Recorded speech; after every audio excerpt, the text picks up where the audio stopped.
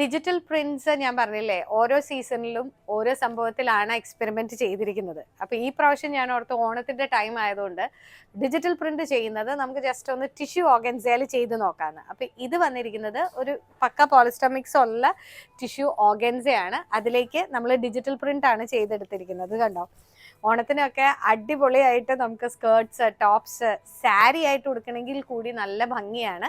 ഇതിപ്പോൾ നിങ്ങളുടെ ഫ്രണ്ടിൽ കാണുന്നത് എല്ലാം ഓൾ ഓവർ ഡിജിറ്റൽ പ്രിന്റ് ആയിട്ടുള്ളതാണ്. ചിലത് ഞാൻ ദാമൻ, അതായത് അടിയിലുള്ള സെക്ഷനിൽ മാത്രമായിട്ട് ചെയ്തിട്ടുണ്ട്.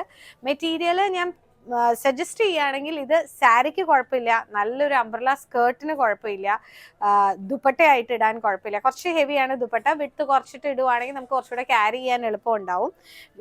ശരിക്കും നമ്മുടെ ഒരു ഗ്ലാസ് ഓർഗൻസ എന്നൊക്കെ പറയുന്ന സംഭവത്തിന്റെ ഇഫക്റ്റ് തന്നെയാട്ടോ.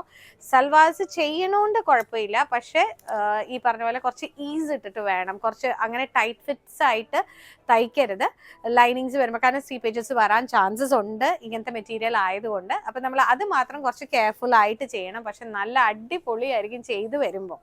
ഇതിന്റെ അടിപൊളി എന്ന് പറയുന്നത് വേറെ ഒന്നും കൊണ്ടല്ല, റേറ്റ് വരുന്നത് നിങ്ങൾക്ക് ബിലീവ് ചെയ്യാൻ പറ്റില്ല. It's 190 rupees per meter. കിട്ടലൻ പീസ് അല്ലേ അത് വെച്ച് നോക്കുമ്പോൾ.